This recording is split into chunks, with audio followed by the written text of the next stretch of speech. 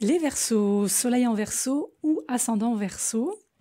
Alors pour vous, cette année 2020, c'est une année qui est marquée entre autres par la position de Jupiter donc en Capricorne, Capricorne qui représente votre 12e maison dans le cycle. Donc là, tout ce qui va toucher votre monde spirituel, votre univers spirituel, votre compassion, votre vie intérieure, sont des domaines qui vont continuer de progresser, de grandir, prendre de l'essor. C'est une année qui est intéressante ici pour vous, parce qu'elle va vous permettre, elle va vous demander, ou elle va peut-être aussi, pour certains parmi vous, vous imposer de regarder en vous et d'apprendre de votre force intérieure. Donc pas forcément extérieurement à vous, mais plutôt intérieurement. C'est aussi un moment, peut-être, pour apprécier un certain niveau de solitude. Surtout si vous avez beaucoup travaillé ces derniers temps, si vous avez été très sollicité, si vous avez été sur pas mal de projets. Là, c'est vrai que la solitude temporaire, bien sûr, c'est quelque chose face auquel vous ne rechignerez pas. Alors vous allez en profiter pour faire un bilan de votre passé et vous allez avoir tendance du coup à trier les attitudes qui vous servent, celles qui vous desservent, les comportements à adopter aussi pour que vous puissiez vous-même prendre de l'essor, cet essor que je viens d'évoquer. Là, c'est quelque chose qui va durer jusqu'à la mi-décembre 2020 et à ce moment-là, mi-décembre 2020, Jupiter va entrer en Verseau. Et là, vous serez prêt vraiment à rentrer de nouveau dans le circuit, on va dire, pas mondain, mais dans le circuit vraiment social. Mais en attendant, c'est une année qui va vous faire penser probablement à quelque chose d'un peu chaud, d'un peu protecteur. Peut-être que vous aurez l'impression que vous ne vivez pas réellement tout ce que vous avez à vivre, ou que vous ne ressentirez pas d'être totalement dans la vie, ou encore, par exemple, que votre joie de vivre, votre enthousiasme ne soit pas aussi évident que pendant les autres années. Plusieurs exemples pris au hasard. Alors, c'est vrai qu'avec une influence telle que Jupiter en maison 12, sur une petite année, on est sur une période un petit peu repliée, pour tout ce qui touche aux affaires personnelles, à la guérison, au dénouement, aux histoires, aux affaires de karma également.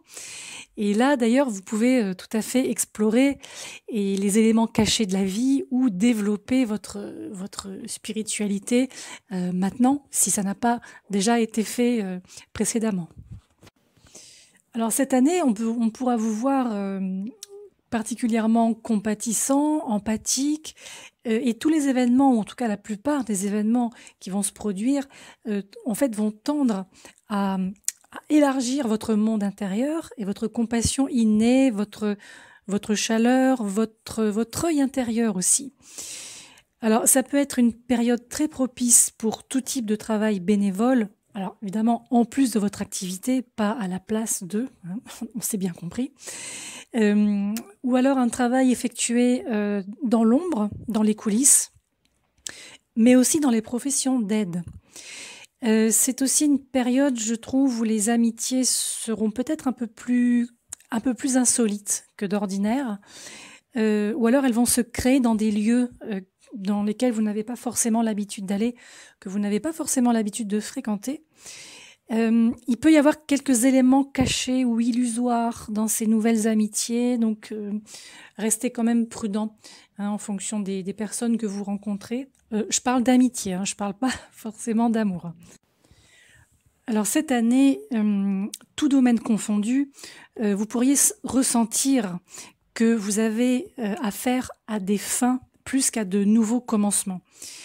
En même temps, vous allez abandonner des attachements obsolètes, donc, qui ne vous servent plus à rien. Et en fait, vous vous préparez inconsciemment au transit de Saturne en Verseau. Saturne va faire une incursion donc en Verseau cette année, à partir du mois de mars exactement. Et il va rester donc en Verseau jusqu'à début juillet.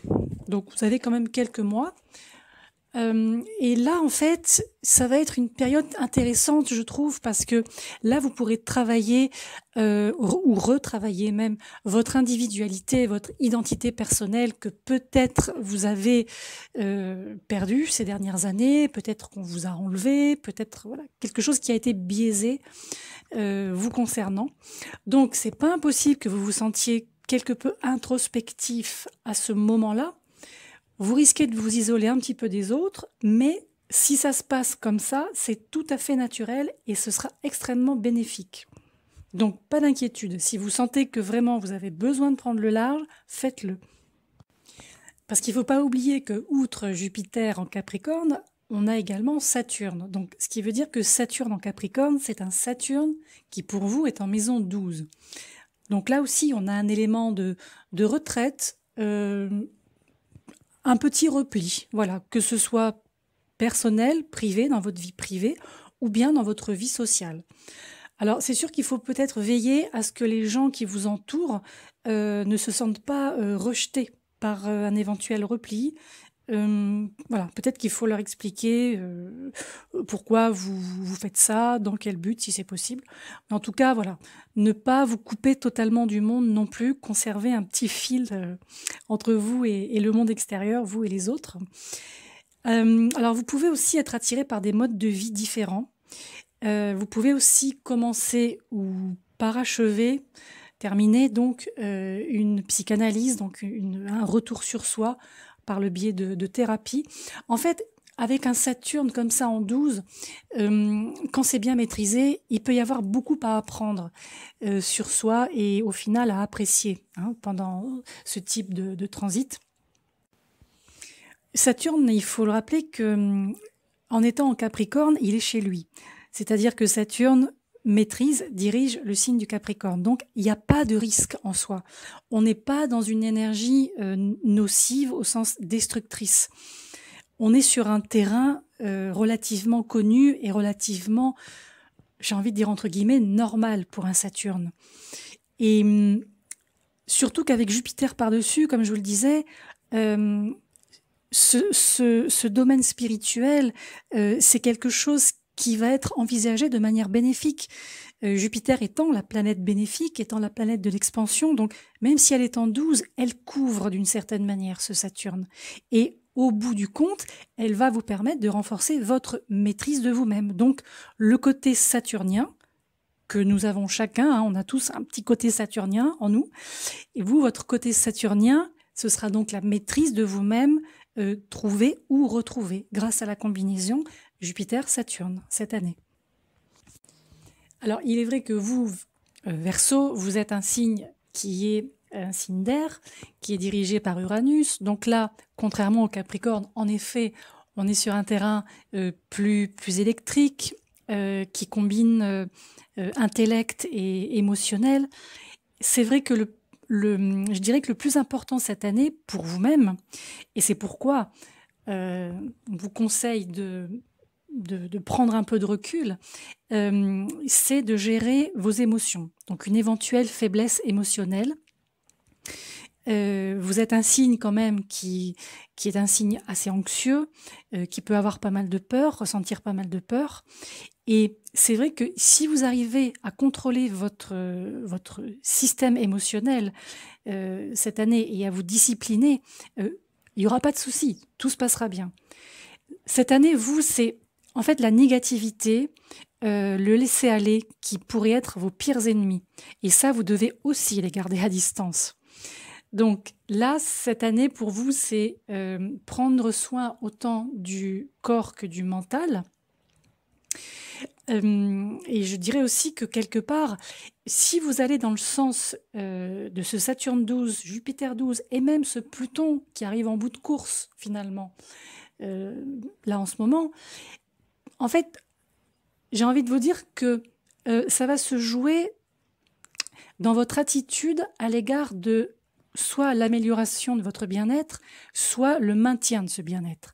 Donc, encore une fois, faut pas hésiter à aller consulter, faut pas hésiter à tenter différentes thérapies, même des thérapies qui peuvent aussi mêler physique, énergétique, pardon. Vous voyez, des choses qui peuvent vous montrer qu'il y a différentes manières d'entretenir un organisme, d'entretenir le corps, et de manière positive surtout. Donc ça peut être également revoir une alimentation, si toutefois vous voyez qu'il y a des choses qui ne vont plus par rapport à ça, n'hésitez pas. Parce que cette année, la santé n'est pas en danger, hein. C'est exactement ce que je suis en train de vous dire. Mais il faut en prendre soin. C'est vrai que les signes d'air ne sont pas des signes qui se regardent beaucoup. C'est pas des signes qui vont s'inquiéter au moindre petit bobo, au moindre petit, voilà, une petite égratignure, c'est pas grave, on oublie. Donc là, c'est vrai que sur cette année-là, occupez-vous de vous. Vous avez 3 planètes en 12, 3 énergies en 12, occupez-vous de vous. Ça n'en sera que plus bénéfique quand ces planètes passeront ensuite chez vous. En fait, pour résumer, vous, tant que votre santé émotionnelle est bonne, tout le reste est bon, tout va. Donc cette année, il faut vraiment contrôler vos pensées et vos sentiments négatifs de manière à ce qu'ils ne deviennent pas des perturbateurs. Alors, dans le domaine de la carrière, du travail, là, on a une année qui est propice aux entreprises de partenariat. C'est-à-dire, cette année, ne faites rien seul, si c'est possible. On a un Jupiter là, même s'il est en 12, il nous parle quand même de partenariat. Donc, entourez-vous de personnes compétentes. Ça, c'est important. Surtout si vous démarrez des nouveaux projets. Par contre, faites attention à peut-être ne pas inclure dans vos réalisations des membres de la famille, de votre famille. Il pourrait y avoir quelques petits, peut-être que quelques incompréhensions, quelques petits frottements. Voilà. Donc peut-être scinder bien les 2 secteurs, famille d'un côté et travail, carrière de l'autre.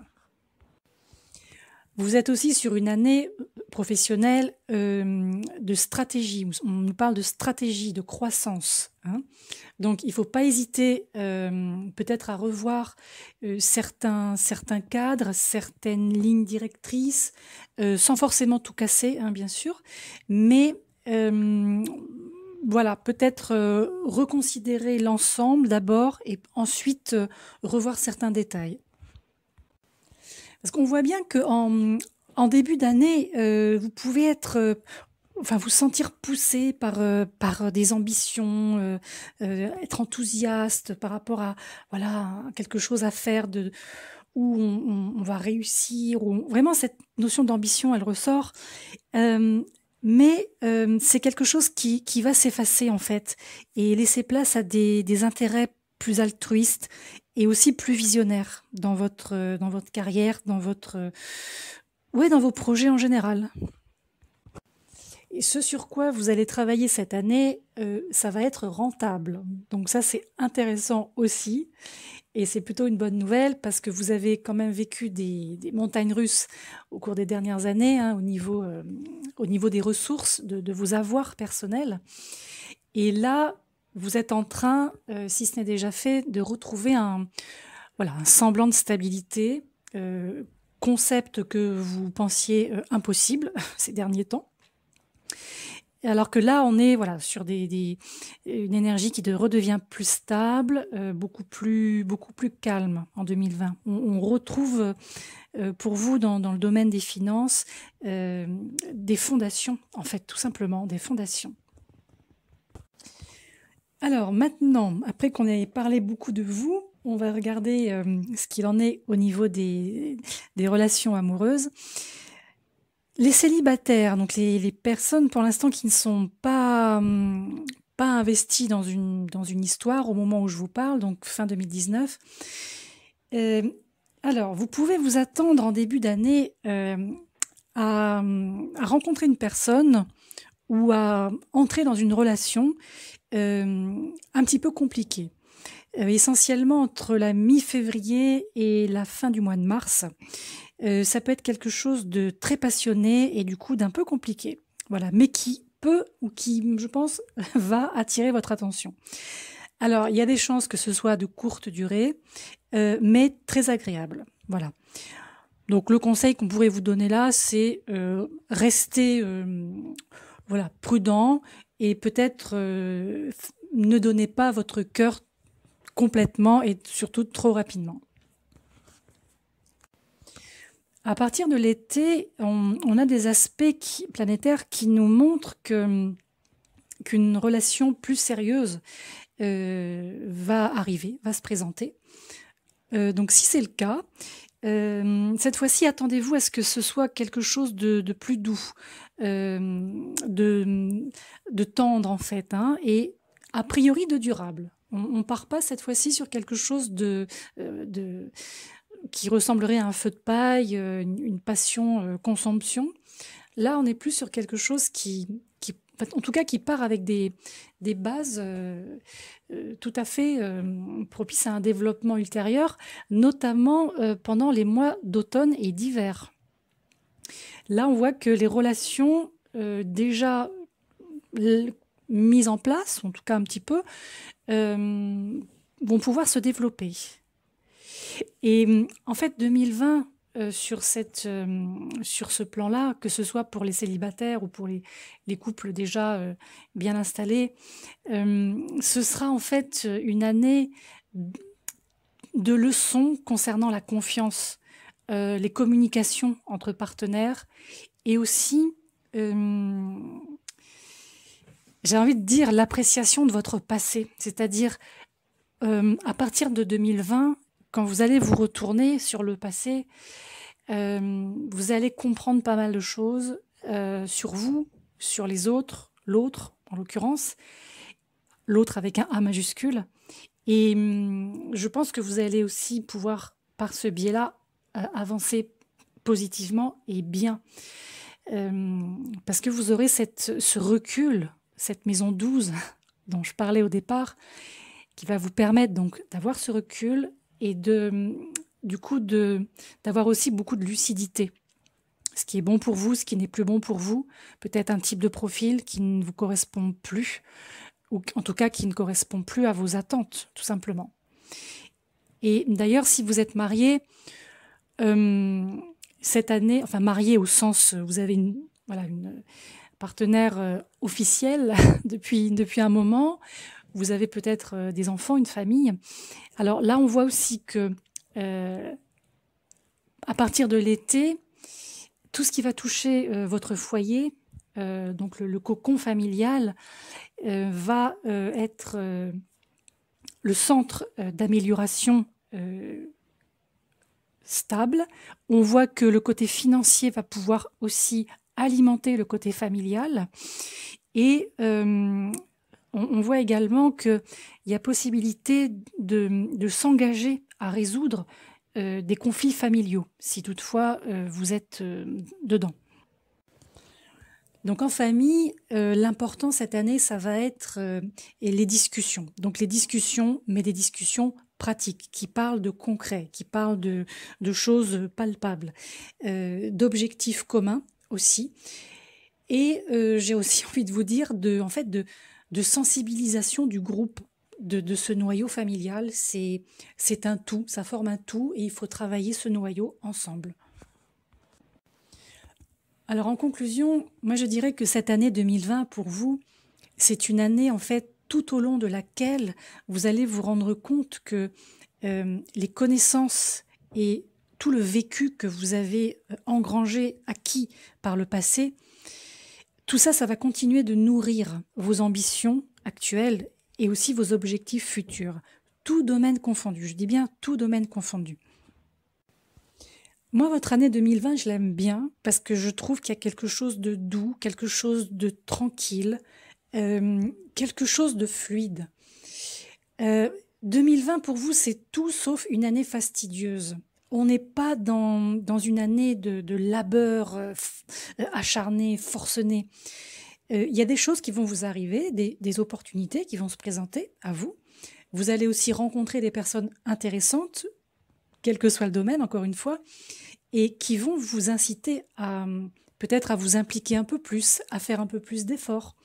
Tout dépend ce que vous voulez, en fait. C'est ça qui est important cette année, c'est tout dépend ce que vous voulez et jusqu'où vous souhaitez aller. Mais c'est une année où vous ne devriez pas forcer les choses. Si quelque chose doit arriver, comme on dit, ça va arriver. On est plus sur une année un petit peu, je vous disais, d'attente, mais c'est pas négatif, c'est pas péjoratif quand je vous parle d'attente. Là, c'est une année aussi où tant que vous faites les bons choix, des choix éclairés, les choses et les personnes avec lesquelles vous devez, on va dire, échanger, viendront à vous. Et toutes les interactions que vous aurez cette année vont apporter quelque chose d'extrêmement positif quand Jupiter passera en Verseau et que Saturne passera en Verseau. Là, on aura vraiment des énergies de construction, mais en même temps d'expansion. C'est pour ça que 2020, encore une fois, si vous êtes un petit peu en retrait ou en repli, ce n'est pas dramatique. Vous préparez quelque chose, vous préparez le terrain pour 2021, cette année, vous. Donc, faites comme ces personnes qui travaillent dans l'ombre, qui travaillent un petit peu à l'arrière, qui préparent vraiment le terrain à venir, et de manière à ne pas, j'ai envie de dire aussi, vous trouver au dépourvu en 2021 quand vous allez être plus en avant cette fois-ci. Donc une année qui pour moi est une belle année, et pourtant c'est pas une Verseau qui vous parle, donc j'ai aucun intérêt à faire de la pub spécialement pour le Verseau. Mais ce que j'aime bien aussi, c'est ce côté réunification de soi-même. Il y a quelque chose qui nous parle de réunification du moi. Donc peut-être que vous en avez conscience aujourd'hui, fin 2019 au moment où je vous parle, et si c'est pas le cas, vous allez vous en rendre compte rapidement, courant 2020.